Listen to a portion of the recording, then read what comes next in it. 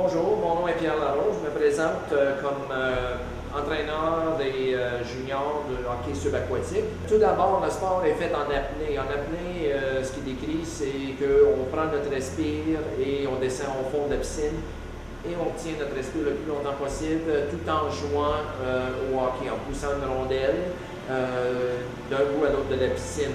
De base, l'apnée est faite avec un tuba, un masque, et puis on a un chapeau pour protéger nos oreilles, un chapeau de water polo, donc un casque de water polo, ainsi que nous avons un gant pour protéger notre main au niveau du fond de la piscine. Des fois c'est rugueux, donc ce gant-là a un peu de protection sur les doigts et sur le pouce pour pas qu'on se fasse mal.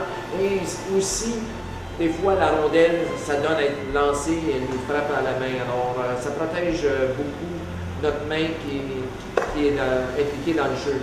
Nous avons aussi un petit bâton qui varie entre la grandeur de la main de la personne, généralement à 3 différentes grandeurs pour soit femme, homme ou adolescent, etc. Et puis ces bâtons-là sont faits soit d'agglomérer, soit en plastique ou bien en bois. Ils ont deux couleurs, blanc et noir, donc ça identifie les équipes. La rondelle est approximativement 3 livres, donc ça varie là, de quelques plus ou moins, là, quelques onces, mais relatif au hockey sur glace, une rondelle de hockey sur glace est 8 onces, donc une demi-livre.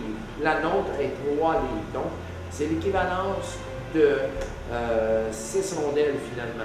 Pour la propulsion, pour nous aider, on utilise des pannes de nage, donc différentes grandeurs. Donc grosso modo, ça c'est notre équipement. C'est un sport qui est pratiqué dans une piscine qui peut varier au niveau mondial. C'est idéal, un fond entre 6 et 7 pieds de profondeur, un fond plat idéalement. Mais au Canada, on n'a pas tous ces piscines-là. Donc souvent, on va jouer dans des profondeurs de 9 à 12 pieds. Grandeur de surface est supposée d'être un minimum de 30 mètres carrés ou de pieds carrés. Et puis, ça équivaut à d'habitude 25 mètres par 12 mètres ou 21 mètres par 15 mètres, mais un total en pieds carrés ou en mètres carrés qui m'échappe en ce moment. À partir de là, le sport se développe. Donc, vous avez 6 joueurs sur chaque côté avec des positions qui seraient semblables au hockey sur glace, mais au lieu d'avoir un gardien, nous avons un défenseur additionnel. Pour beaucoup de monde, le hockey subaquatique, ils regardent et disent ben, la rondelle, ça va pas loin dans l'eau. Nous avons des joueurs qui sont capables de lancer la rondelle hors de l'eau dans une piscine de 2 pieds et demi. La rondelle peut être lancée, dépendant de la force du joueur, etc., entre 1 mètre, c'est à peu près 3 pieds, et puis ça peut aller jusqu'à 3 mètres, à 3 mètres et demi, qui représente quand même 10 pieds, 12 pieds.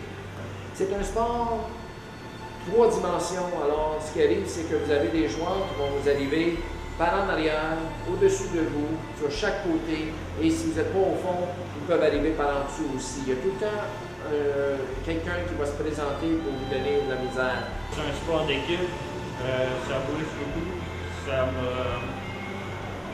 m'a fait me mettre en forme plus parce qu'au début, je faisais rien, j'ai fait du soccer, mais j'aimais pas ça. Et quand j'ai commencé à faire du hockey subaquatique, ça m'a vraiment aidé à mieux apprécier les sports d'équipe parce qu'il faut jouer en équipe, il faut être là pour ses partenaires.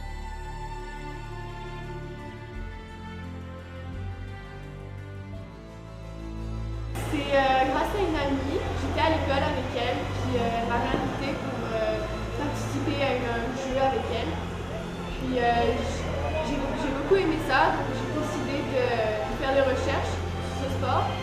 J'ai trouvé que ça avait vraiment l'air intéressant. Donc, je me suis inscrite dans le programme des juniors et maintenant ça fait 3 ans que j'en fais. Pierre, our coach, always says that like we always have to give like 150%, and we always have to do second and third efforts to make sure that we don't let our team down, and that we just do it without Il faut vraiment l'essayer pour pouvoir dire que si t'aimes ça ou si t'aimes pas ça.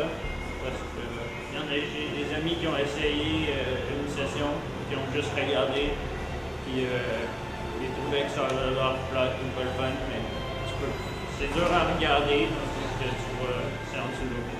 It's a good team sport. You get to try new things with different people. Just have a good time. It's interesting.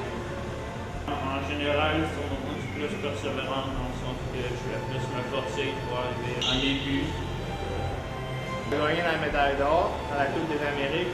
C'était en représentant ton pays, tu gagnes la médaille d'or, c'est vraiment un sentiment que j'ai aimé vivre, que j'aimerais ça revivre encore dans d'autres tournois, peut-être aux mondiaux.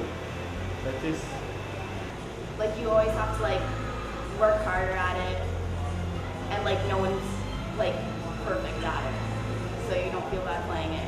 Tout ça a débuté dans les 1956 avec un club de l'Angleterre qui s'appelait Octopush. Et puis les bâtons d'aujourd'hui, c'est des bâtons qu'on peut lancer avec, mais dans le temps, c'était des bâtons qu'on poussait avec, qui est semblable à, je m'excuse, j'ai pas le nom en français, mais shuffleboard, donc fait en Y et on le poussait dans le fond de l'eau. Maintenant, le jeu est très évolué. Et puis cette évolution-là du jeu a débuté en 86 avec l'équipe canadienne de Montréal, pas canadienne de Montréal dans hockey sur glace, mais Camo.